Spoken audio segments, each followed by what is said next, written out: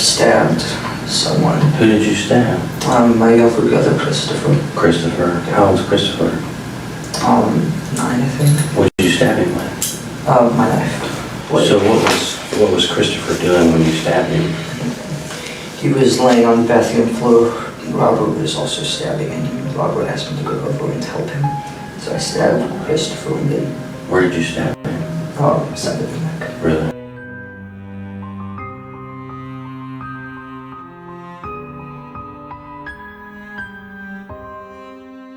Inside a Broken Arrow police interrogation room in July 2015, a 16-year-old boy sits with his arms crossed. His name is Michael Bever. Hours earlier, he helped slaughter 5 members of his own family. His clothes are still stained with their blood. His expression is blank. The detective asks him about his 7-year-old brother, Christopher. Was Christopher still alive when you stabbed him? Yes. What was he doing? Just screaming. The detective pauses, then asks the question that would define this case.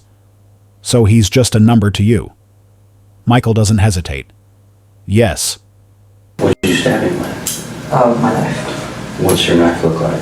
It's green, kind of like camouflage on it, same like with. On where your hand goes or where the blade is? It's camouflage? Yeah, it's all camouflage. Oh, the whole thing? Yeah. How big is it? Show me how big it is. I think it's about this big. Okay. So what was... The booking photos taken that night show Robert Bever, 18, and Michael Bever, 16, both covered in blood and mud, both wearing the same hollow expression. Robert's mouth is turned slightly upward. Not quite a smile. Something worse. They had just murdered their parents, their 12-year-old brother, their 7-year-old brother, their 5-year-old sister. They stabbed their 13-year-old sister and left her for dead. They forgot about the 2-year-old asleep in her crib. The only reason anyone survived was because 12-year-old Daniel, hiding in a locked room with a phone, managed to whisper 3 words to a 911 dispatcher before his brothers found him. My brother's attacking my family. Broken Arrow 911. Hello? Hello. Hi, where are you at? Broken Arrow, Oklahoma 7411. What address? 709 Magnolia Court. Okay. Are you the only one there? No, my brother's attacking my family. Your dad is attacking your family? No, my brother. He has an idea stealing me. Oh, $10 million people now. Oh my God. No, my God.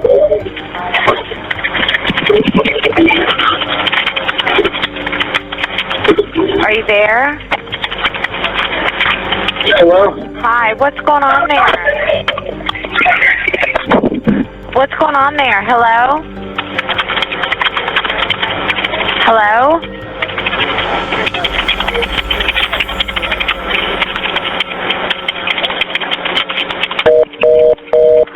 Daniel was stabbed 21 times, but his call brought police in time to save his sisters.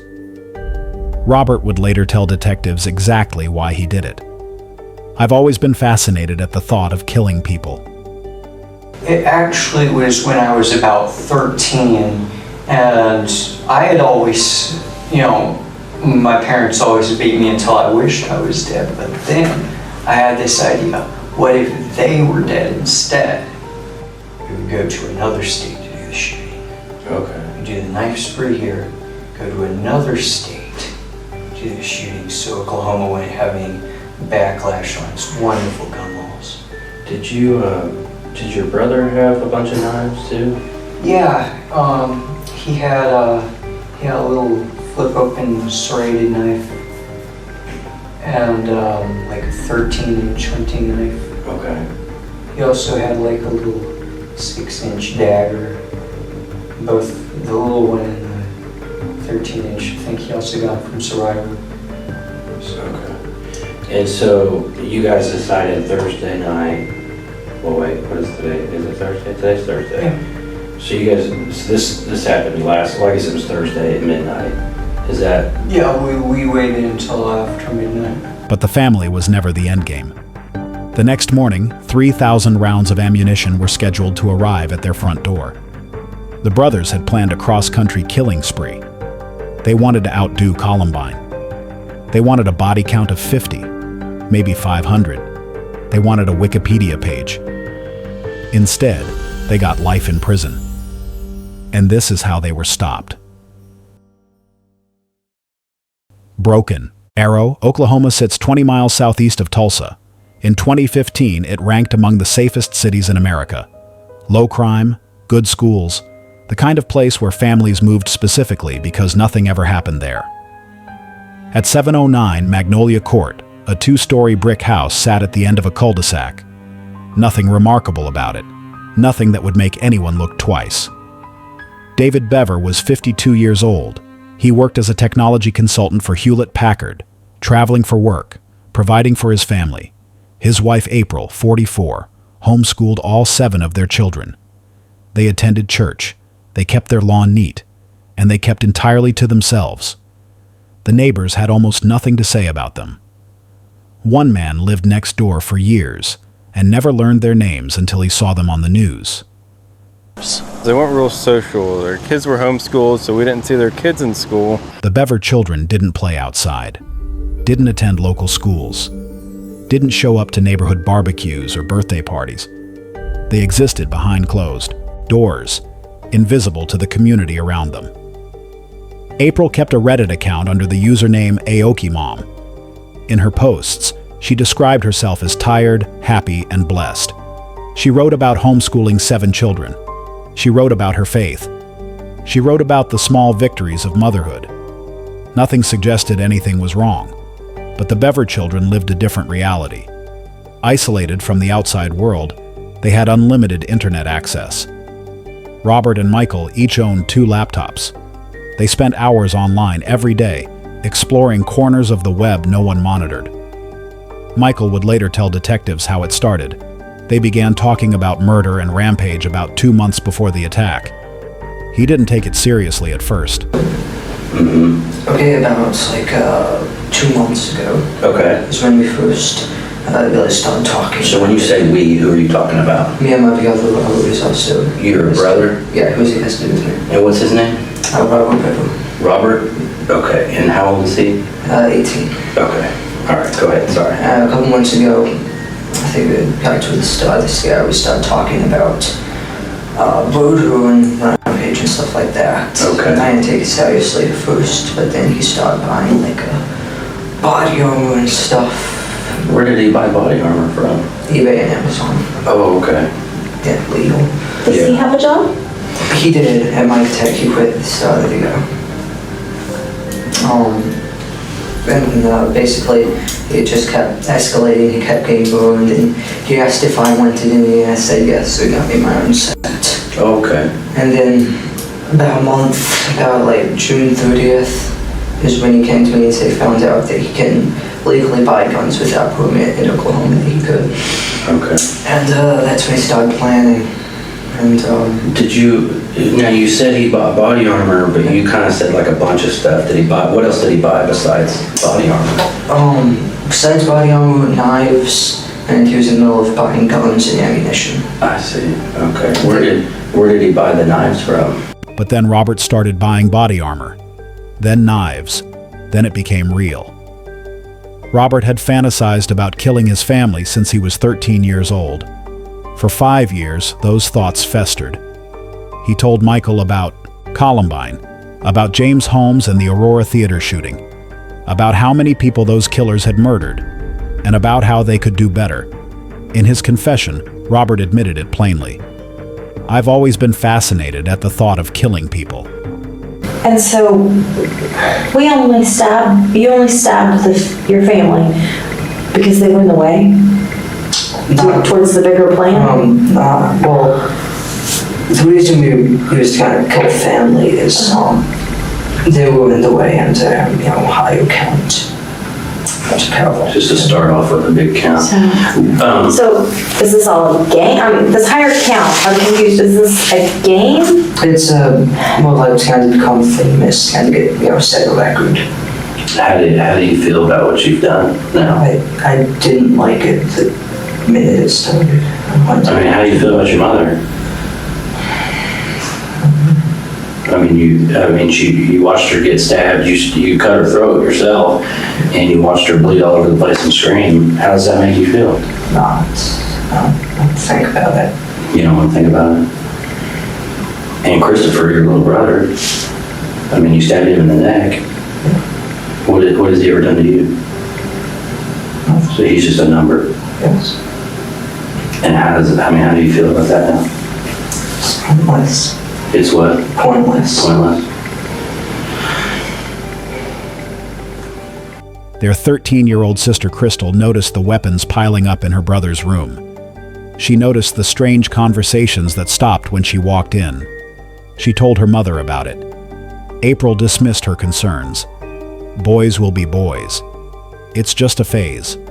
Crystal would later testify that Robert complained there were too many people in the world, that he talked about serial killers every single day, that he studied their methods and admired their body counts. The warning was ignored. The weapons kept accumulating, and the brothers set a date.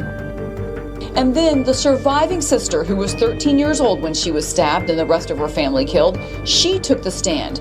Now, the way they did it, because of course she has been through such a traumatic ordeal, and testifying against her brother would be such a high stress, high emotion situation, that she was in another room and the juror saw her on a TV screen. We have decided we will not identify her. We have not this entire time. So even our sketch artist, we made sure that she does not do her face in such a clear way that you could recognize her. The good news is, she says, that she and her baby sister, who also survived, were placed with a foster mother. That foster mother has since both adopted both of the girls. She's now, this young surviving sister was 13 when it happened. She's 16, has a driver's license. She's in public school. She seems to really be doing as well as you can under the circumstances. But of course, then she told about that night, how her brother Robert slashed her throat, stabbed her in the stomach so severely that her internal organs were falling out of her stomach, stabbed her in the neck, in the chest, in the arms, over and over and over. She talked about hearing her mother scream, oh my God. She talked about hearing her 12-year-old brother Daniel screaming from inside the house when she was outside laying in the yard bleeding, trying to make it to a neighbor's house. Robert worked at a religious call center called Micatech. He answered phones for people seeking prayers. He worked long hours. He saved every paycheck, and with that money, he built an arsenal: Kevlar vests, tactical helmets, shin guards, a hatchet, multiple knives, a crossbow, black masks. He stored everything in the bedroom he shared with Michael, hiding it in plain sight. Michael explained the goal to detectives. He wanted to beat the kill count of other famous people, like Columbine and James Holmes. He says he hates everyone. He thinks society is pointless, and so he wanted to kill people. And he also wanted to beat the kill amount of other famous people like Columbine and James Egan Holmes. Okay. Did you kind of feel that way too, when you guys were talking earlier, Yeah. The brothers kept their plans on a flash drive, every detail documented. First, kill everyone in the house, then dismember the bodies and hide them in storage bins in the attic. Clean up the blood, make everything look normal. On July 23rd, a delivery was scheduled to arrive at 709 Magnolia Court, 3,000 rounds of ammunition. Robert had ordered guns too, waiting at a local shop. They just needed someone over 21 to complete the purchase. Robert described what would come next. Walk away from the vehicle in a secluded place. Walk into a populated area. Kill no more than 10 people. Walk away. Start stripping off our armor. Put the guns in our duffel bags. Light Molotov cocktails so no one would follow us. The brothers planned to drive from Oklahoma to Washington State, stopping at gas stations and rest stops along the way. At each stop, they would kill. They wanted at least 50 dead. Robert talked about 500. They planned to record everything, 2 videos, one showing the bodies of their family, for police only, another edited for public release, ready to post online. They wanted to control their own story. They wanted fame. And then if that had all gone perfect, killing all of them in the house, because there's the baby, right? The toddler? Yeah. Was there plans what about killing her? I figured I would just chop her head off with my axe. Okay. So, And that would have been everybody in the house then? Well, no, we'd have to go downstairs and kill the boys, but Oh, the boys, okay. they didn't have cell phones, they wouldn't know what was going on. And then what would you have done if everything went that way? What was supposed to happen, because I had no idea it would be such a big bloody mess, we were going to line them all up on a tarp, clean up the blood. I was going to make a video interview with me and Michael in front of the bodies, talking about why we did this, what our future plans were, a little bit of background about it. I was going to put the video on the flash drive and destroy my phone. We were going to destroy all the electronics in the house. I hate electronics. I was going to take the family vehicle up to Walmart. I was going to buy 8 tubs and 4 lids, double stack the tubs into 4 sets, chop up the bodies, put them in the tubs, and then put them in the attic.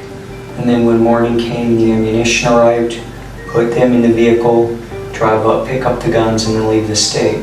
Mm-hmm. And what were you going to do once you got out of state? Did you have a destination? We had no destination, but I bought a road atlas so we could look around.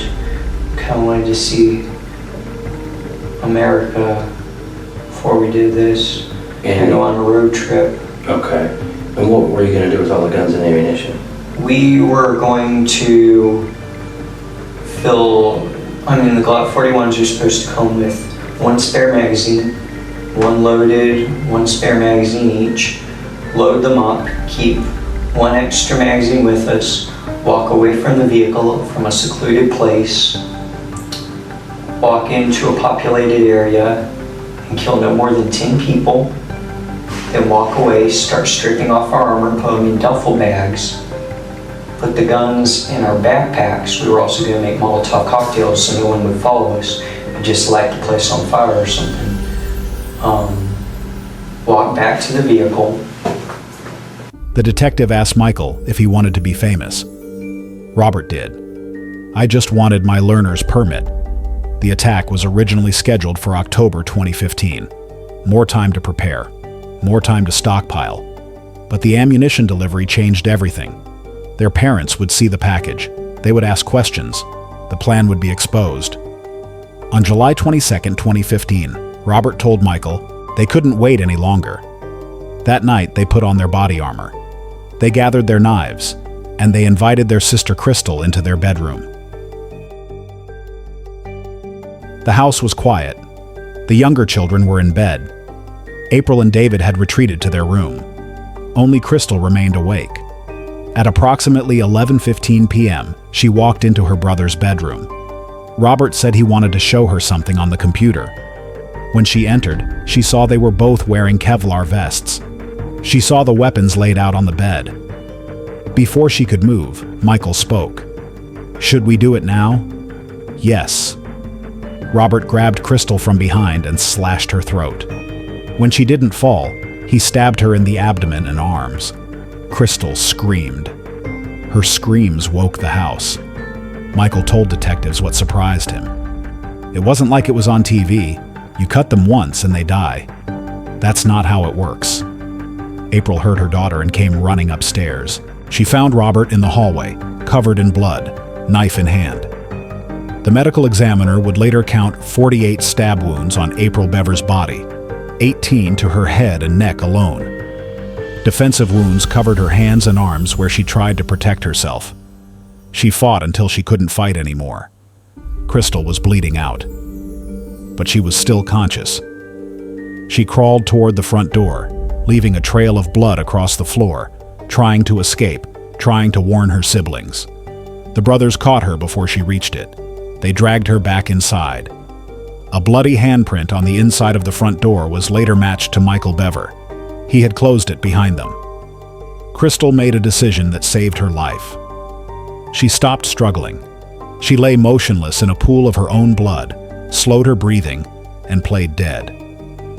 The brothers stepped over her body and moved on. David Bever came out of his bedroom to investigate the noise. He confronted his sons. The father who raised them, who provided for them, who had no idea what they had become. Robert stabbed him 28 times. Robert described it later in his confession. It was harder than I thought. They did not die easy. And then I heard this voice go, Robert. And it was my dad coming down the stairs. After all this, he's finally woken up. He was asleep upstairs. He started coming down, and I was like, c'est la vie. I walked back into my room and waited for him to come around the corner, and he came in there and he was like, what are you doing? He was all flexing and everything. So I just jumped on him and started stabbing him, and he was like, why are you doing this? And he said something along the lines of, I'm gonna kill you. I'm gonna kill you first. And I think I got him in the lung or something, because I only had to stab him a few times and he gurgled. And 7-year-old Christopher and 5-year-old Victoria heard the screaming. They locked themselves in a bathroom, huddling together on the cold tile floor. They didn't understand what was happening. They only knew they were afraid. Then Michael's voice came through the door. Their brother, their protector. Let me in. Robert's gonna kill me too. Please, let me help you. Christopher opened the door. Michael admitted what happened next. I begged them to let me in, and they did. Robert entered first. He grabbed Christopher and began stabbing. Michael joined him. Christopher was 7 years old. He suffered multiple stab wounds to his back, chest, and shoulder before he stopped moving. Victoria tried to hide in the corner. She was 5 years old. She was stabbed 18 times. She died next to her brother on the bathroom floor, still in her pajamas. 12-year-old Daniel had been smarter than the others. He locked himself in his father's home office. He had a phone. At 11:22 p.m., shaking with terror, he dialed 911. The recording captured everything. Hello? My brother's attacking my family. He has an idea stealing me. Oh, it's millions of people now. Daniel was whispering, hiding, trying to stay alive long enough for help to arrive. Then Michael's voice came through the office door, the same lie he had used on Christopher and Victoria. Daniel, let me in. Robert's going to kill me. Please. Daniel opened the door. Michael described the moment without emotion. When Daniel opened the door, Michael stepped aside and looked at Robert. He's all yours. Robert grabbed Daniel and stabbed him. The 12-year-old begged for his life. His brothers ignored him. Daniel suffered 21 stab wounds to his stomach, chest, head, neck, and back. The phone line went dead. Upstairs, 2-year-old Autumn slept in her crib. The brothers simply forgot about her. Through the back door, Robert and Michael fled into the woods behind the house. They left a trail of bloody footprints across the back porch. They left their mother, their father, and 3 of their siblings dead on the floors of their home. And they left Crystal, 13 years old, still breathing in the hallway, still playing dead, still waiting for help to arrive. Officers arrived at 709 Magnolia Court just before midnight. Blood on the porch, blood on the walkway, blood smeared across the front door. From inside the house, a voice called out, "Help me." Captain Brandon Tenner was first through the door. Years later, he still remembered every detail. I heard a faint, "Help me," coming from inside. There was no inclination that we were going to walk up, on the carnage that we walked up on. Crystal Bever was barely alive. Her throat slashed, her abdomen torn open, skin gray from blood loss, but she was conscious, and she told the officers exactly who had done this. My brothers did this. Room by room, officers discovered the bodies. Daniel lay in his father's home office, phone still near his hand. David lay in the upstairs hallway. April lay near her son's bedroom door. And in the bathroom, Christopher and Victoria lay huddled together on the tile floor, still in their pajamas. A crime scene investigator who processed the house would later break down on the witness stand. A photograph of Christopher and Victoria appeared on the screen, and he couldn't continue. He had to leave the courtroom to collect himself. He had processed over 1,500 crime scenes in his career. This one was different. He spent 17 hours inside that house. He took 600 photographs. He testified that he would never forget what he saw that night. The back door stood open. Bloody footprints led into the woods behind the property. Officers called for a K-9 unit. Within an hour, police dogs tracked Robert and Michael to a ravine nearby. The brothers were hiding beneath a bush, covered in blood, their clothes torn. Robert still clutched a knife in his hand. They surrendered without resistance. No running, no fighting. They simply stood up and let the officers handcuff them. The booking photos taken that night would later circulate worldwide. Neither brother appeared upset. Neither appeared distraught or remorseful. One officer described their demeanor as cocky. Another said Robert looked like he was smirking, proud of what he had accomplished. The next morning, a delivery truck pulled up to 709 Magnolia Court. Inside the package, 3,000 rounds of ammunition, right on schedule. Inside the house, investigators found the flash drive with the brothers' plans, the body armor, the weapons. The road trip that was supposed to start that day would never happen. Instead, Robert and Michael sat in separate interrogation rooms at the Broken Arrow Police Department, ready to tell their stories. Michael Bever's interrogation lasted over 2 hours. Detective Eric Bentz sat across from him, patient and methodical. Throughout the interview, Michael's story kept shifting. At first, Michael claimed it was all Robert's idea. He was just a follower. He was forced to participate. He only watched while Robert did the killing. Detective Bentz never raised his voice. He reminded Michael that everyone would hear his side of the story, that he was going to be on the news, that this was his chance to explain what really happened. We're going to talk to Robert too. So he's going to give us his version of the story, and sometimes they're going to be different. So is there anything that you kind of didn't quite tell me right, or you changed a little bit, and now that you understand that Robert's going to tell me everything? Slowly, the truth emerged. The detective asked who Michael stabbed. My younger brother, Christopher. The detective asked what Christopher was doing when Michael stabbed him. He was laying on the bathroom floor. Robert was also stabbing him, and Robert asked me to come over and help him, so I stabbed Christopher with it. The detective asked if Christopher was still alive. Yes? What was Christopher doing? He was screaming. The detective paused. Let the silence fill the room. So he's just a number? Michael didn't hesitate. Yes. How does that make you feel? Michael considered the question for a moment. His answer came without any visible emotion. It's interesting. Detective Bentz would later share his assessment of both brothers. They're both evil, pure evil as far as I'm concerned. He had been a detective for years. He had sat across from killers before. Nothing prepared him for the Bever brothers. It's the most insane interview I've ever done with anybody. Robert Bever's interrogation painted a different picture entirely. Where Michael minimized his role, Robert embraced it. I was planning every second, working on every detail, thinking about the future. The second I stabbed her, my mind went blank, and all I could do was keep stabbing people. He complained about the mess they made. We put down a towel and everything, but then she made such a bloody mess. She was supposed to go quiet and quick, and then what was supposed to happen? We were going to drag her body into the closet, then we would go into the family room, and I would do the same thing to my mom, and she was sitting on the couch, Okay. and she was going to have her back turned. Instead, she came bursting into our room after hearing all the screaming. So at that point, a little tiny pair knife had broke while I was stabbing my sister. Is that what you used to cut her throat with? Was the smaller one? Yeah, because it was like a surgical blade. Okay. And so you said you cut her throat, but then she started screaming, blood going everywhere, and so then you started stabbing her? Mm-hmm. Where did you stab her?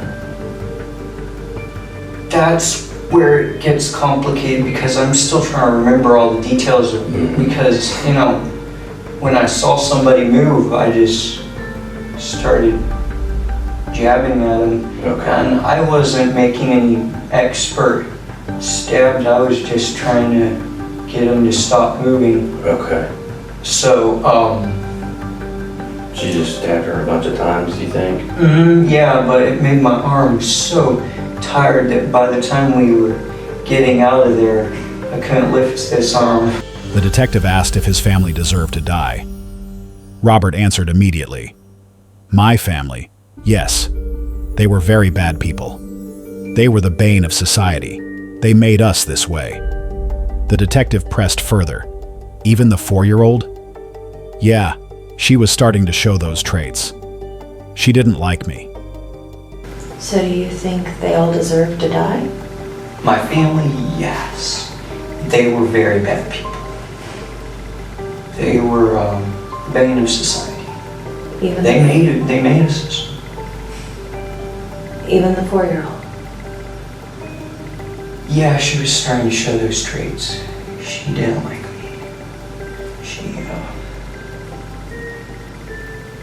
She told me she hated me once. And my parents were like, I don't know, they almost seemed to support her. They were like, yeah, you stay away from her. Detective Bentz called Robert the most evil person he had ever sat next to. He happily told us every detail. Robert is the most evil person I've ever talked to in my entire life, and I've talked to a lot of bad people. He's the most evil person I've ever seen and sat next to and talked to. He was, I want to say, 10 times more evil than Michael. Robert revealed one final detail from that night. When police found them hiding in the ravine, Robert had whispered something to Michael. 6 out of 7 isn't bad. They didn't know Crystal had survived. They forgot about the baby upstairs. To Robert, 5 dead family members out of 7 was a passing grade. On July 31st, 2015, Robert and Michael Bever were formally charged with 5 counts of first-degree murder and 1 count of assault and battery with intent to kill. Both brothers initially pleaded not guilty. In June 2016, Robert attempted to hang himself in his jail cell. Guards found him in time. He survived. Shortly after his recovery, he changed his plea to guilty, accepting a deal that removed the death penalty from consideration. Prosecutors made that decision to protect the surviving sisters. A death penalty case would mean years of trials, decades of appeals. It would mean Crystal, who had barely survived having her throat slashed, testifying again and again, reliving that night in courtroom after courtroom. The surviving sisters deserved peace more than Robert deserved death. On September 7, 2016, Robert Bever stood before a judge and received his sentence. 5 consecutive life terms without the possibility of parole, plus an additional life sentence for the assault on Crystal. He would never breathe free air again. Michael's case proceeded differently. His lawyers argued he was merely a follower, manipulated by his older, more dominant brother. The case went to trial in April 2018. Michael did not testify in his own defense. He sat silently at the defense table while others spoke for him. Robert took the stand at his brother's trial. He tried to take responsibility for everything. He testified that Michael never actually killed anyone, that Michael was just along for the ride. But the prosecution had evidence that contradicted Robert's claims. They presented a journal Michael kept while in jail. On one page, written in Michael's own handwriting, were these words: "Once upon a time, there were 2 brothers named Robert and Michael. They hated their family, so they killed them." The end. The courtroom fell silent. Crystal testified at both trials. 3 years after her brothers tried to murder her, she walked into a courtroom and sat in a witness chair facing them. She described that night in detail. She described the warnings she gave her mother that went ignored. She described Robert talking about serial killers every single day. She faced the brothers who killed her family and told the truth. On May 9, 2018, the jury returned its verdict. Michael Bever was found guilty on all counts. However, the jury determined he was not irreparably corrupt and permanently incorrigible, the legal standard required for a juvenile to receive life without parole. They recommended life with the possibility of parole. Michael's earliest possible release date is 2054. He will be 55 years old. In July 2019, Robert attacked 2 prison staff members at Joseph Harp Correctional Center. He came at them from behind with a sharpened weapon, the same method he used on his family. Neither staff member was seriously injured, but Robert received an additional life sentence for the assault. A Broken Arrow man serving life in prison for killing 5 family members tried attacking 2 staff members at Joseph Harp Correctional Center. The incident report says that Robert Bever approached a psychological clinician and social services specialist from behind with a sharpened instrument. The social services specialist put Bever in a bear hug and took the weapon away from him. No one was seriously hurt. Bever is serving life in prison for stabbing 5 family members to death in 2015 and trying to kill his sister. His younger brother, Michael, was also sentenced to life for his part in those killings. He is currently housed at Oklahoma State Penitentiary in maximum security. He will die there. In March 2017, the Bever house caught fire. The cause was never officially determined. The structure was too damaged to save. It was demolished shortly after. For a while, the empty lot sat untouched, a wound the neighborhood wanted desperately to forget. In May 2019, the city of Broken Arrow dedicated Reflection Park on the site where 5 people were murdered. Walking paths wind through the property now. A gazebo provides shade for visitors. Flower beds bloom with seasonal colors, attracting monarch butterflies each fall. Where 5 members of a family died, children now play. Crystal survived. The scar on her throat is permanent, a reminder she will carry forever. She was adopted by a family in Tulsa after the murders. By all accounts, she is thriving. Autumn has no memory of that night. She was 2 years old, asleep in her crib while her family was murdered around her. She was adopted too. She is growing up without knowing the full truth of what happened in the house where she was born. Robert and Michael Bever wanted fame. They wanted to surpass Columbine. They wanted articles written about them. They wanted Wikipedia pages dedicated to their crimes. They got prison cells instead. But this story was never about them. David Bever, 52 years old. He confronted his sons in the hallway and asked them why. April Bever, 44 years old. She fought until she couldn't fight anymore. 48 wounds prove she never gave up. Daniel Bever, 12 years old. He locked himself in a room and called for help. His last act on earth was trying to save his family. Christopher Bever, 7 years old. He opened the bathroom door because he trusted his brother. Victoria Bever, 5 years old. She never got to start kindergarten. Robert will be in prison. That much is certain. Michael might walk free in 2054. By then, Christopher would have been 46 years old. Victoria would have been 44. Daniel might have had children of his own. The brothers wanted to be remembered as the greatest killers in American history. Remember the victims instead. David, April, Daniel, Christopher, Victoria. They deserved to live.